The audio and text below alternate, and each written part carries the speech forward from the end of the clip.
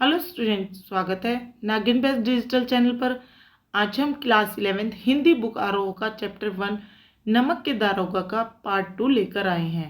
इसके लेखक है मुंशी प्रेमचंद्र जी।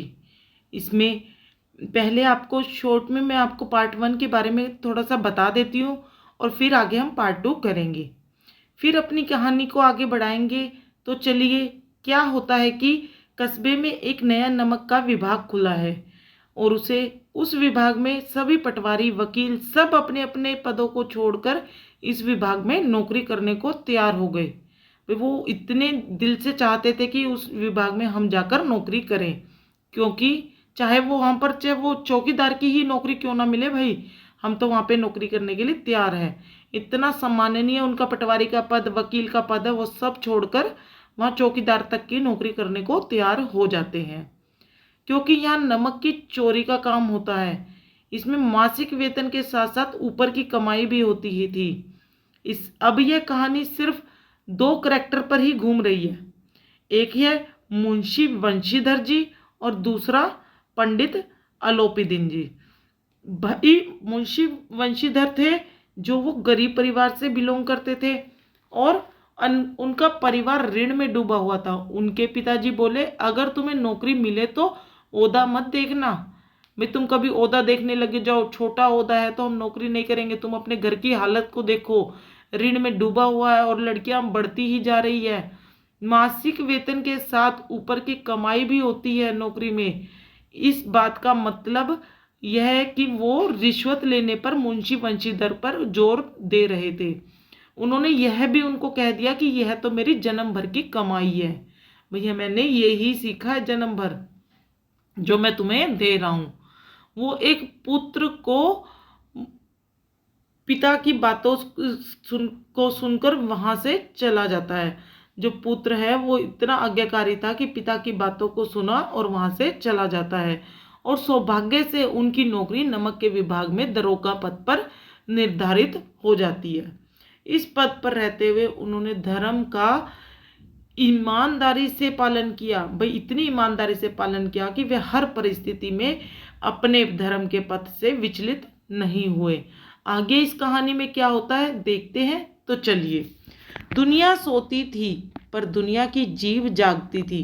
भाई जब पीछे बताया था ना हमने कि भाई जो पंडित अलोपीदीन था वो पकड़ा गया था नमक की चोरी करते हुए, तो दुनिया उसको बहुत ही अच्छा इंसान मानती थी। धनी जमींदार था, एक इज्जतदार आदमी था पूरे इलाके का।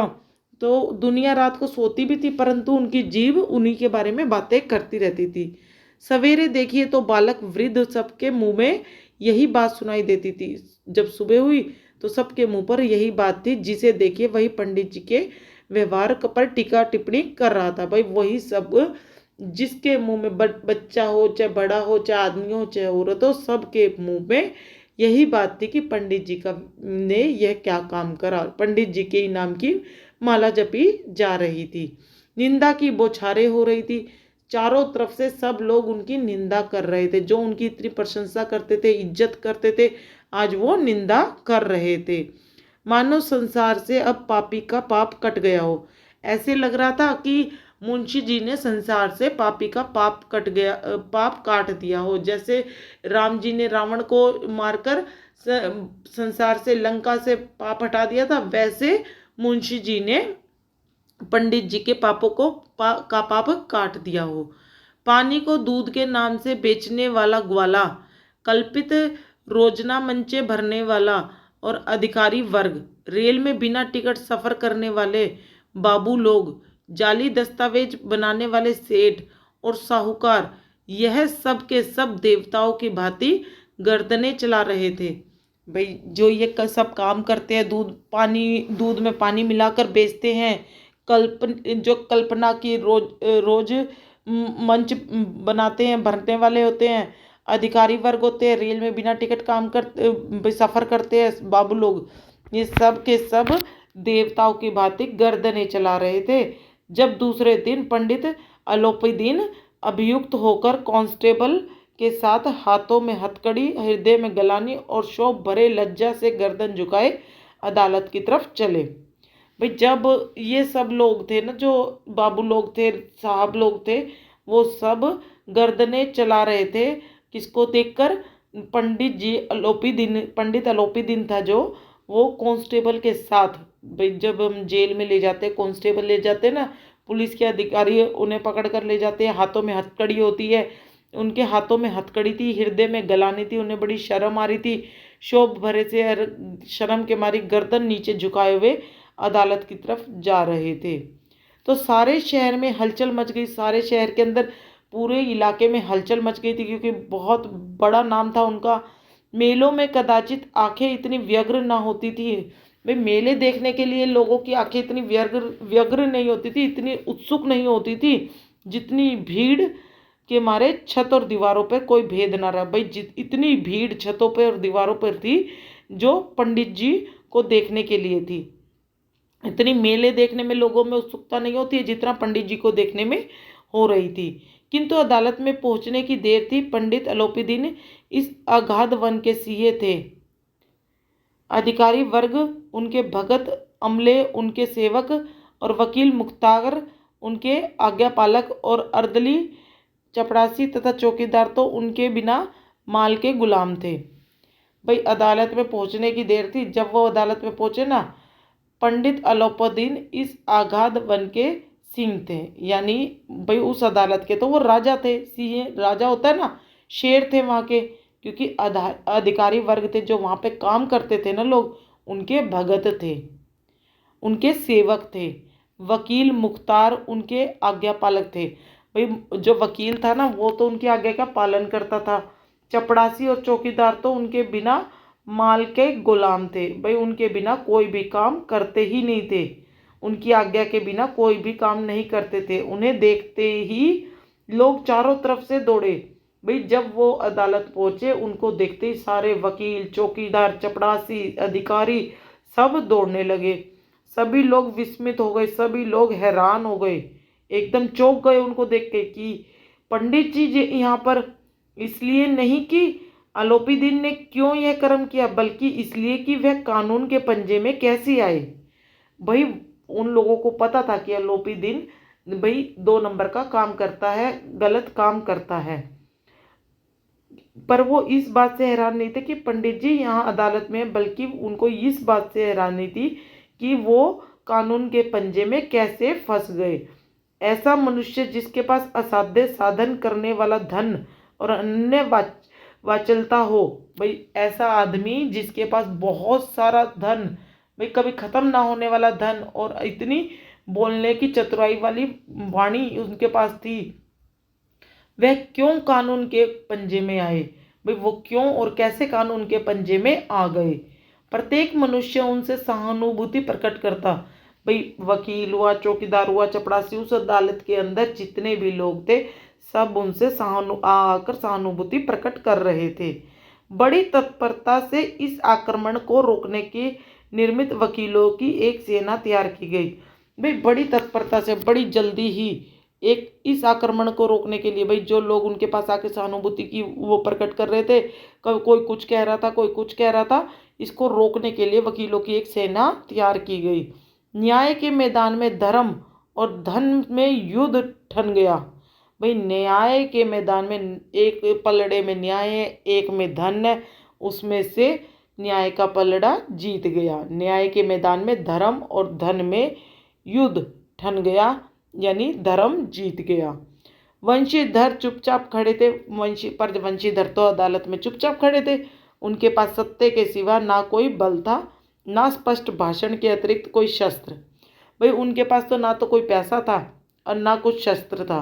उनके पास सिर्फ धन के नाम पर उनका सत्य था, और भाषण के नाम पर उनके भाषण ही उनका शस्त्र था। गवाह थे, किंतु लोभ से डामाडोल। जो गवाह थे वो लोभ से डामाडोल हो रहे थे। वे जो गवाह थे ना, वो पुलिस वाले सिपाही और चौकीदार थे, वो लोभी थे, रिश्वत लेते थे, वो डामाडोल हो रहे थे, क्योंकि उन्होंने पंडित अलोपीदीन से रिश्वत ले रखी थी। यहाँ तक कि मुंशी जी को न्याय भी अपनी ओर से कुछ खिंचा हुआ दिख पड़ता था। भाई मुंशी जी थे ना, जो उनको लग रहा था कि न्याय भी कुछ खिंच रहा है, न्याय भी पंडित जी की तरफ ही जा रहा है। वह न्याय का दरबार था, परंतु उसके कर्मचारी पर पक्षपात का नशा छाया हुआ था। भाई ये अदालत न्याय का वो तो था, दरबार तो था, न्याय का दरबार, अदालत को न्याय का दरबार कहते हैं ना, न्याय का दरबार तो था, परंतु उसके अंदर काम करने वाले अधिकारी कर्मचारी, वो पक्षपात का नशा उन पर छाया हुआ था, उन पे पैसों का नशा छाया हुआ था। वो क्योंकि वो सब रिश्वत लेते थे और वो पंडित जी के गुलाम थे सब। किंतु पक्षपात और न्याय का क्या मेल? भाई पक्षपात भेदभाव, भाई वो लोग पक्षपात और न्याय का क्या मेल? जहाँ पक्षपात हो वहाँ न्याय की कल्पना की ही नहीं जा सकती। भाई जहाँ पर पक्षपात होगा ना, अगर उस अदालत में पक्षपात हो रहा है तो वहाँ पे न्याय हो ही नहीं सकता। सब कुछ पंडित अलोपीदीन के अंदर ही होएगा। वो मुकदमा शीघ्र ही समाप्त हो गया। डिप्टी मजिस्ट्रेट ने अपनी तजवीज़ में लिखा, पंडित अलोपीदीन के विरुद्ध दिए गए प्रमाण निर्मूल और भ्रमात्मक हैं। भाई मजिस्ट्रेट ने, डिप्टी मजिस्ट्रेट ने अपनी उसमें लिख दिया कि पंडित अलोपीदीन निर्दोष है। जो भी ये सब कुछ मुंशी जी से हुआ ये भ्रम के कारण हुआ है, ये बिल्कुल गलत है। वे एक बड़े भारी आदमी हैं, बहुत बड़े आदमी थे वे। यह बात कल्पना के बाहर है कि उन्होंने थोड़े लोभ के लिए ऐसा दुस्साहस किया हो। भाई मजिस्ट्रेट जी बोले ये तो बहुत बड़े आदमी है, ये बात तो हम कल्पना भी नहीं कर सकते कि थोड़े से धन के लिए इन्होंने ये काम किया होगा या ऐसा दुस्साहस किया होगा। यद्यपि नमक के दरोगा मुंशी वंशीधर का अधिक दोष नहीं है। भाई नमक के दरोगा मुंशी वंशीधर का अधिक दोष नहीं है, लेकिन यह बड़े खेद की बात है कि उसकी उद्दंडता और विचारहीनता के कारण एक भले मानुष को कष्ट झेलना पड़ा। भाई यहाँ पर सारी बात मुंशी जी पर डाल दी। मजिस्ट्रेट ने कहा कि आपका अधिक दोष तो नहीं है, पर बड़ी बहुत खेद की बात है, आपने वहाँ पे अपनी ड्यूटी तो निभाई, पर यह बहुत बड़ी खेद की बात है, आपके कारण, आपकी उद्दंडता और विचारहीनता के कारण, आपकी इस गलती के कारण एक भले मानुष को इतना ज़्यादा कष्ट झेलना पड़ा। हम प्रसन्न हैं कि वह अपने काम को से सजग और सचेत रहता है, किंतु नमक से मुकदमे को की बड़ी हुई नमक हलाली ने उसके विवेक और बुद्धि को भ्रष्ट कर दिया। इस मुकदमे ने नमक हलाली ने उसके विवेक और बुद्धि को नष्ट कर दिया। भविष्य में उसे होशियार रहना चाहिए। भाई मुंशी प्रेमचंद को भविष्य में आगे होशियार रहना चाहिए। वकीलों ने यह फैसला सुना और उछल पड़े। पंडित अलोपीदीन मुस्कुराते हुए बाहर निकले। भाई जब पंडित जी छूट ही गए, मजिस्ट्रेट ने ही पंडित का सहारा दे को अपना साथ दिया पूरा, उन्होंने भी अलोपीदीन के ही साथ दिया। मुंशी की बात किसी ने नहीं सुनी और वो तो मुस्कुराते हुए बाहर आए। भाई देख लो, मैं तो इतना बड़ा काम जुर्म भी कर आया और फिर भी मैं बाहर आ गया, क्योंकि अदालत के तो वो शेर थे। सवजन बांधवों ने रुपयों की लूट की। भाई सभी बंधु बांधवों ने, सभी रिश्तेदारों ने बहुत सारे पैसे लुटाए। उदारता का सागर उमड़ पड़ा, सारी जगह उदारता का सागर उमड़ पड़ा कि पंडित जी बाहर आ गए, निर्दोष है पंडित जी। उसकी लहरों ने अदालत की नींव तक हिला दी।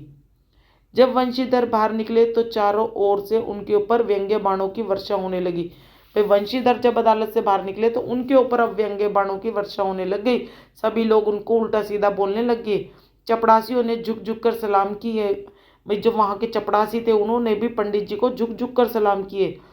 किंतु इस समय एक एक कटुवाक्य, एक एक संकेत उनकी गर्वांगनी को प्रज्वलित कर रहा था। भाई जो एक एक वाक्य था, जो लोग बोल रहे थे, कड़वा वाक्य बोल रहे थे, एक एक संकेत जो उनकी तरफ उंगली उठ रही थी, ये सब उनके गर्व की अग्नि को प्रज्वलित कर रहा था। भाई उनके गर्व को चकनाचूर कर रहा था। कदाचित इस मुकदमे में सफल होकर वह इस तरह अकड़ते हुए न चलते। भाई पंडित जी जो है वो कभी भी इस मुकदमे में सफल होकर इस तरह ना करते। आज उन्हें संसार का एक खेदजनक विचित्र अनुभव हुआ।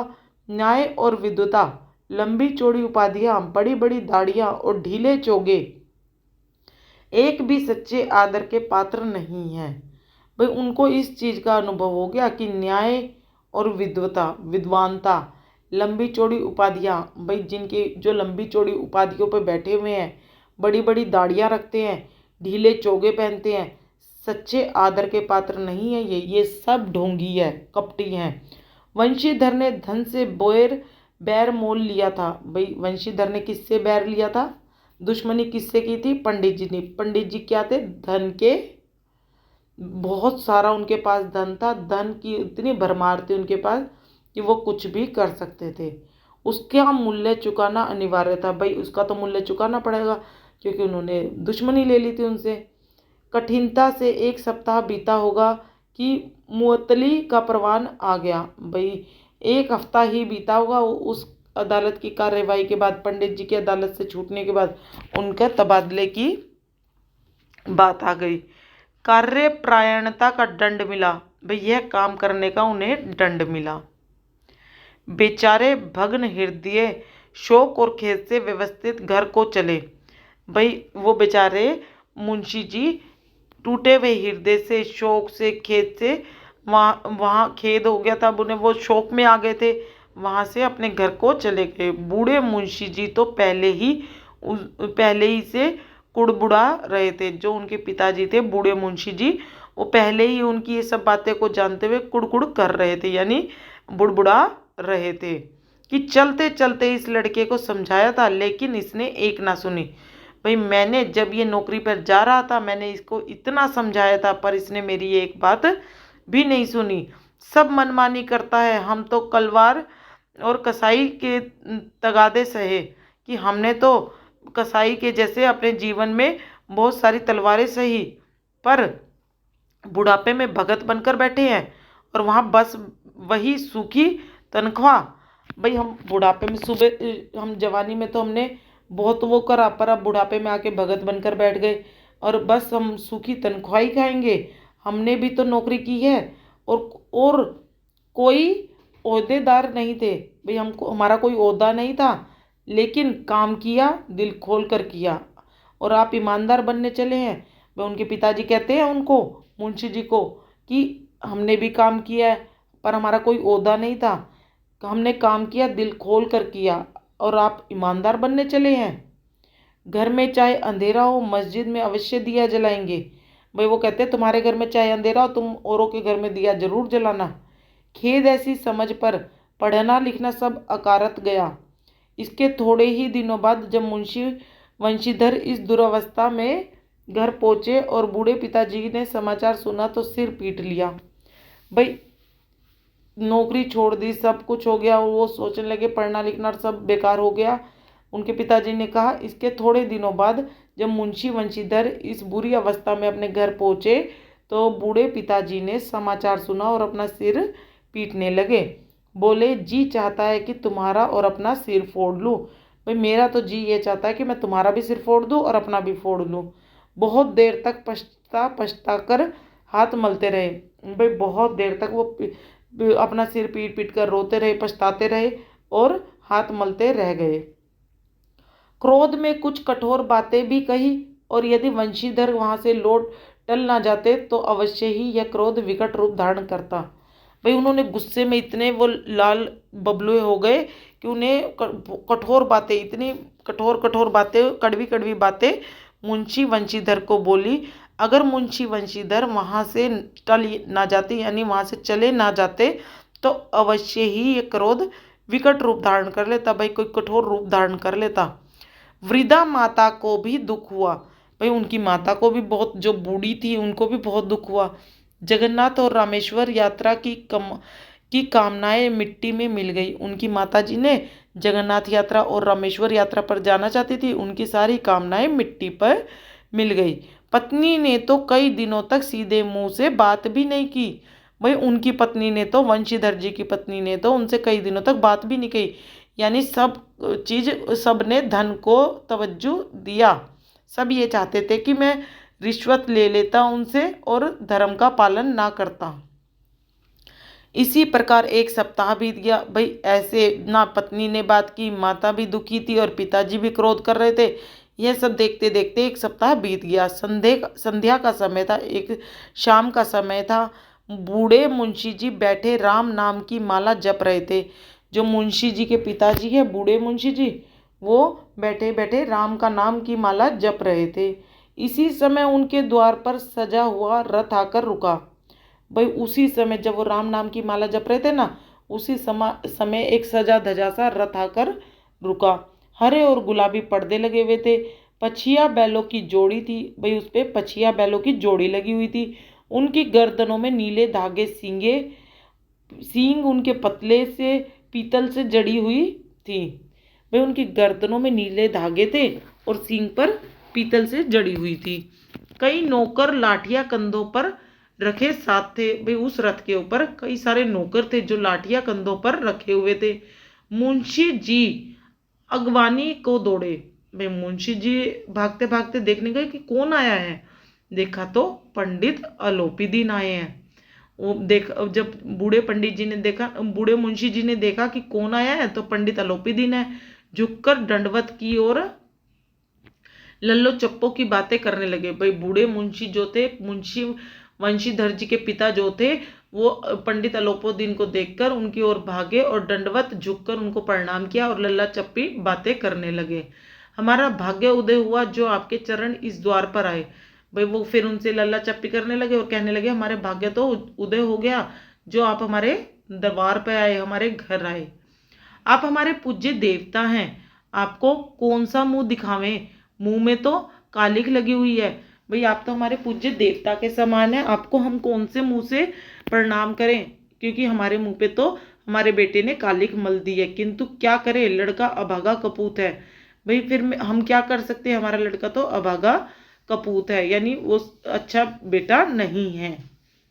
नहीं तो आपसे क्यों मुंह छिपाना पड़ता, नहीं तो हमें आपसे क्यों मुंह छिपाना पड़ता। आप तो पूरे इलाके में इतने इज्जतदार आदमी हो, हमें क्यों मुंह छुपाना पड़ता। ईश्वर निसंतान चाहे रखे पर ऐसी संतान न दे। उनके पिताजी क्रोध में इतना कुछ उनको बोल गए पंडित जी के सामने अपने पुत्र के लिए कि हमें भगवान ऐसी, भाई हमें संतान ही ना दे, पर ऐसी संतान ना देते। अलोपीदीन ने कहा नहीं भाई साहब ऐसा ना कहिए। अलोपीदीन ने कहा उसको, बूढ़े मुंशी को कहा भाई साहब आप ऐसा ना कहिए। मुंशी जी ने चकित होकर कहा, भाई बड़े हैरान हो गए मुंशी जी कि भाई अलोपीदीन ये बात कह रहा है, ऐसी संतान को और क्या कहूँ। फिर मुंशी जी ने कहा ऐसी कालिख पोतने वाली संतान को और क्या कहूँ मैं।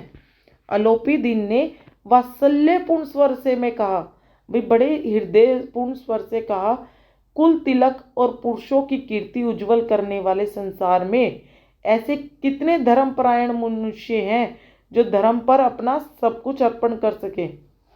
भाई अलोपीदीन ने बूढ़े मुंशी को कहा कि कुल का तिलक और पुरुषों की कीर्ति उज्जवल करने वाले, भाई अपने घर में अपनी पीढ़ियों की कीर्ति उज्जवल, सभी इंसानों की कीर्ति को उज्जवल करने वाले संसार में ऐसे कितने धर्मपरायण मनुष्य, धर्म का पालन करने वाले मनुष्य है जो धर्म पर अपना सब कुछ अर्पण कर सके। भाई धर्म के का पालन करते हुए अपना सब कुछ न्यौछावर कर सके। पंडित अलोपीदीन ने वंशीधर से कहा, दरोगा जी खुशामद ना समझिए, खुशामद करने के लिए मुझे इतना कष्ट उठाने की जरूरत ना थी। भाई पंडित अलोपीदीन ने वंशीधर से कहा कि दरोगा जी आप इसे खुशामद ना समझिए, खुशामद करने के लिए मुझे इतना कष्ट उठाने की जरूरत ना थी। उस रात को आपने अपने अधिकार बल से मुझे अपनी हिरासत में लिया था। भाई आपके पास अधिकार का बल था, भाई आप वहाँ पे दरोगा थे तो आपने उस बल पे मुझे हिरासत में लिया था। किंतु आज मैं स्वेच्छा से आपकी हिरासत में हूँ, मैं अपनी इच्छा से आपके पास आया हूँ। मैंने हजारों रईस और अमीर देखे, मैंने बहुत सारे हजारों लोग इतने अमीर और रईस देखे, हजारों उच्च पदाधिकारियों से काम पड़ा। भाई मेरा बहुत सारे ऊंचे ऊंचे पदों पर काम करने वाले अधिकारियों से काम पड़ा, किंतु मुझे परास्त किया तो आपने। किंतु वो क्या कहते हैं पंडित जी कि मुझे हराया तो आपने। मैंने सबको अपना और अपने धन का गुलाम बनाकर छोड़ दिया। भाई सभी अधिकारियों को, सभी अमीरों को, सभी रईसों को मैंने अपना अपने धन का गुलाम बनाकर छोड़ दिया। भाई उन्हें ऋण दे दिया और अपना गुलाम बना लिया। मुझे आज्ञा दीजिए कि आपसे कुछ विनय करूं। भाई पंडित जी मुंशी जी को कहते हैं कि आप मुझे आज्ञा दीजिए कि मैं आपसे कुछ विनती करूं। वंशीधर ने अलोपीदीन को आते देखा और उठकर सत्कार किया। वंशीधर ने अलोपीदीन को देखा अपने घर आते हुए और उठकर सत्कार किया, किंतु स्वाभिमान सहित और पूरे स्वाभिमान के साथ सत्कार किया। उन्हें कोई शर्मिंदगी नहीं थी कि मैंने अलोपीदीन के साथ ऐसे किया। भाई उन्होंने सत्कार, उनका इज्जत दी, मान दिया। क्यों? घर में अतिथि आया था। समझ गए कि यह महाशय मुझे लज्जित करने और जलाने आए हैं। भाई वंशीधर ये समझ गए थे कि ये महाशय जो घर आए हैं, पंडित जी घर आए हैं, ये मुझे लज्जित करने आए हैं और जलाने के लिए आए हैं। क्षमा प्रार्थना कर चेष्टा नहीं की। भाई उन्होंने कोई क्षमा की प्रार्थना तो की नहीं, वरन उन्हें अपने पिता की यह ठकुर सुहाती की बात ऐसे सी प्रतीत हुई। पर उन्हें वंशीधर जी को अपने पिता की इस तरह ठाकुरों की भाई उस अलोपीदीन के सामने झुककर दंडवत प्रणाम करते हुए उनको आदर सम्मान करते हुए उन्हें यह बात अच्छी नहीं लगी। पर पंडित जी की बातें सुनी तो मन का मैल मिट गया। पर मैंने जब पंडित जी की बातें सुनी, ये सारी बातें वंशीधर जी बोल रहे हैं कि जब मैंने पंडित जी की बातें सुनी तो मेरे मन का मैल मिट गया। पंडित जी की ओर उड़ती हुई दृष्टि से देखा। भाई मैंने उड़ती हुई दृष्टि से देखा पंडित जी की ओर। सद्भाव झलक रहा था, उनकी बातों में सद्भाव झलक रहा था, उनके चेहरे से सद्भाव झलक रहा था। गर्व ने अब लज्जा के सामने सिर झुका दिया। भाई मेरे गर्व ने उस लज्जा के कारण सिर झुका दिया। शर्माते हुए बोले, यह आपकी उदारता है जो ऐसा कहते हैं। भाई वंशीधर जी ने पंडित जी को कहा कि यह आपकी उदारता है कि आप ऐसे कहते हो। मुझसे जो कुछ विनय हुई है उसे क्षमा कीजिए। पंडित जी ने कहा कि मुझसे जो गलती हुई है मुझे क्षमा कीजिए। मैं धर्म की बेड़ी से मैं जकड़ा हुआ था कि मैं, वंशीधर जी क्या कहते हैं, मैं धर्म की बेड़ी में जकड़ा हुआ था, नहीं तो वैसे मैं आपका दास हूँ। जो आज्ञा होगी मैं मेरे सिर माथे पर। अलोपीदीन ने विनीत भाव से कहा, नदी तट पर आपने मेरी प्रार्थना नहीं स्वीकार की थी, किंतु आज स्वीकार करनी पड़ेगी। अलोपीदीन था जो, उसने बड़े विनीत भाव से वंशीधर को कहा कि नदी के तट पर आपने मेरी प्रार्थना नहीं स्वीकार की थी। मैंने आपको कहा था छोड़ दो, मैंने धन का ऑफर भी किया था आपको, परंतु आपने मेरा मान नहीं रखा। आज आपको मेरी बात स्वीकार करनी पड़ेगी। वंशीधर बोले, मैं किस योग्य हूँ, किंतु जो कुछ सेवा मुझसे हो सकती है उसमें त्रुटि ना होगी। वंशीधर ने अलोपीदीन को कहा कि मैं किसी योग्य नहीं हूँ, पर मुझसे जितनी सेवा बन पाएगी मैं उसमें कमी नहीं छोड़ूंगा। अलोपीदीन ने एक स्टॉप लगा हुआ पत्र निकाला। भाई एक स्टाम्प लगा हुआ पेपर निकाला, उसे वंशीधर के सामने रखकर बोले, इस पद को स्वीकार कीजिए। भाई वो स्टाम्प लगा हुआ पेपर उसने वंशीधर को दे दिया और बोले, इस पद को आप स्वीकार कीजिए और अपने हस्ताक्षर कर दीजिए। भाई इस पर अपने हस्ताक्षर कर दीजिए और इस पद को स्वीकार कर लीजिए। मैं ब्राह्मण हूँ, जब तक यह सवाल पूरा ना कीजिएगा द्वार से ना हटूंगा। भाई मैं एक ब्राह्मण हूँ, जब तक यह सवाल पूरा ना कीजिएगा द्वार से नहीं हटूंगा मैं। मुंशी वंशीधर ने उस कागज को पढ़ा तो कृतज्ञता से उस कागज को पढ़ा और कृतज्ञता से उसकी आंखों में आंसू भर आए। भाई जो पंडित जी ने कागज उनके हाथ में दिया उसको उसने बड़ी कृतज्ञता से यानी बड़े ताहे दिल से उसको पढ़ा और उसकी आंखें भर आई। पंडित अलोपीदीन ने उसको अपनी सारी जायदाद का स्थायी मैनेजर नियत कर किया था। भाई उसने जो पंडित जी के कारण मुंशी वंशीधर की नौकरी चली गई थी, उनका पद चला गया था दरोगा का, पर मुंशी वंशीधर को उन्होंने एक कागज पकड़ाया और उन्होंने उस कागज को पढ़ा तो उसमें क्या लिखा हुआ था, जिसको पढ़कर वंशीधर जी की आंखों में पानी आ गया। उसमें लिखा हुआ था कि पंडित जी ने अपनी सारी जायदाद का स्थायी मैनेजर उनको नियत यानी उनको बना दिया है।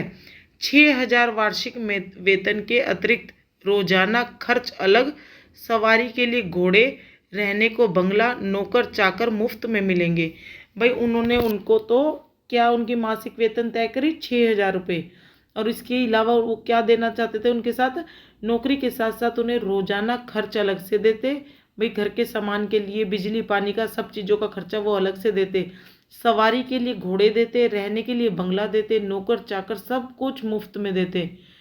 कंपित स्वर में बोले पंडित जी, भाई कांपते हुए स्वर में बोले पंडित जी उसको ये बात। उनको लगा कभी ये फिर से इन चीजों को मना कर दे। मुझ में इतनी सामर्थ्य नहीं कि आपकी उदारता की प्रशंसा कर सकूं। भाई कांपते हुए स्वर में पंडित जी ने कहा वंशीधर जी को, मुझ में इतना सामर्थ्य नहीं है। भाई मैं अपनी धन दौलत से सब कुछ कर सकता हूँ, पर इतना सामर्थ्य नहीं है कि मैं आपकी उदारता की प्रशंसा कर सकूं। किंतु मैं ऐसे उच्च पद के योग्य नहीं हूँ। भाई मैं इतने ऊंचे पद के योग्य नहीं हूँ। अलोपीदीन हंसकर बोले, मुझे इस समय एक अयोग्य मनुष्य की ही जरूरत है। भाई वंशीधर ने तो बता दिया कि मैं ऐसे भाई उदारता की प्रशंसा करता हूँ। भाई आपने मुझ पे विश्वास करके इतना बड़ा पद मुझको दे दिया, पर मैं इस पद के योग्य नहीं हूँ। वो बोले। अलोपीदीन को हंसी आ गई ये बात सुन के। उसने कहा कि मुझे इस समय एक अयोग्य मनुष्य की जरूरत है। भाई इसी तरह के मनुष्य की जरूरत है। वंशीधर ने गंभीर भाव से कहा, बहुत ही सोच विचार कर कहा कि यो मैं आपका दास हूँ।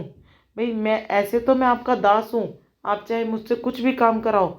आप जैसे कीर्तिवान सज्जन पुरुष की सेवा करना मेरे लिए सौभाग्य की बात है।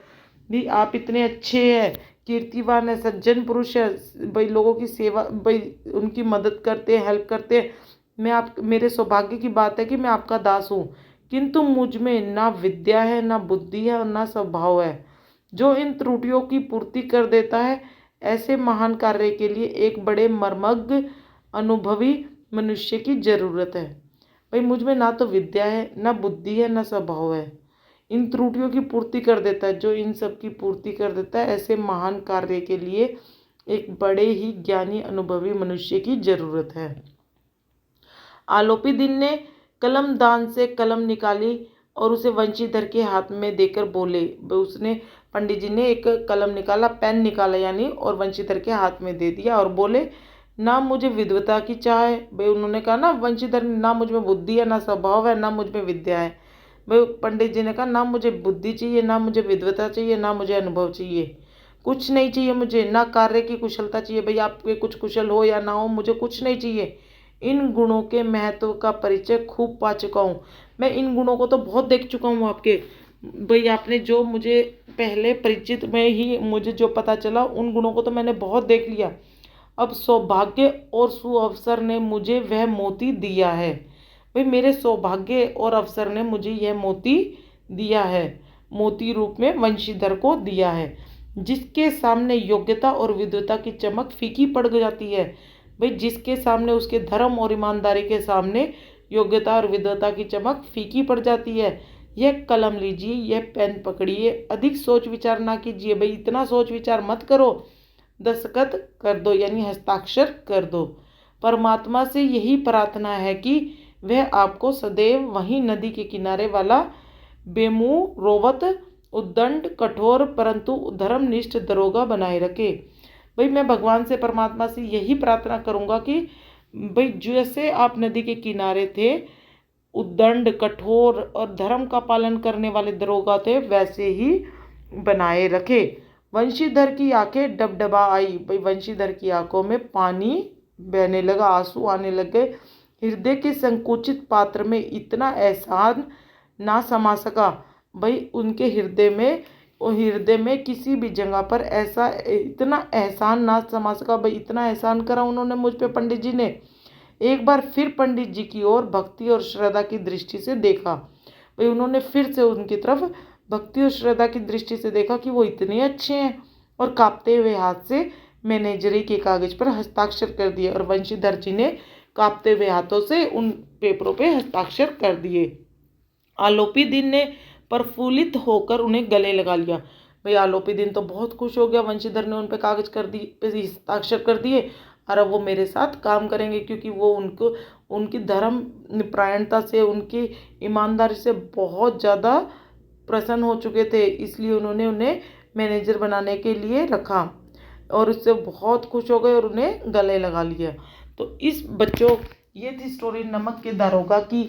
इस चैप्टर में हमने क्या सीखा कि हमें हमेशा धर्म और सत्य की राह पर चलना चाहिए।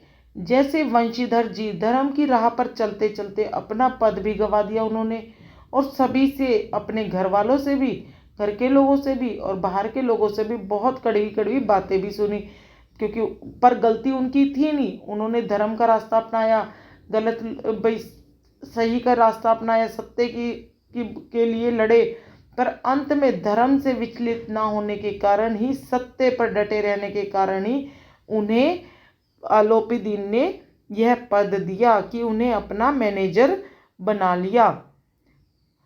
इस पर वंशीधर जी ने बहुत ही अपना भाई संकोच प्रकट किया, उनकी आंखों में आंसू भी आ गए। उन्होंने पंडित जी की तरफ भक्ति और श्रद्धा की तरह देखा भी, भाई हर तरह से, पर आखिरी में उनको पंडित जी के सामने झुकना पड़ा और उनकी कागजों पर हस्ताक्षर करने पड़े। इससे यही साबित होता है कि हमें अपनी लाइफ में ईमानदारी के साथ आगे बढ़ना चाहिए। चाहे भले लाइफ में कितनी भी प्रॉब्लम आए, हमें अपना धर्म और ईमानदारी का साथ नहीं छोड़ना चाहिए। तो बच्चों, आशा है कि आपने चैप्टर को बहुत अच्छे से समझा होगा। अगर नहीं समझा तो आप पहले ये वीडियोस के माध्यम से अच्छे से सुने और समझें, ताकि आगे आप इनके प्रश्न उत्तर और एमसीक्यूज को अच्छे से कर सकें। तो वीडियो अच्छी लगे तो लाइक करना और सब्सक्राइब करना। तो आगे चलिए अपने वीडियो को लेकर आते हैं। तब तक थैंक यू, बाय बाय।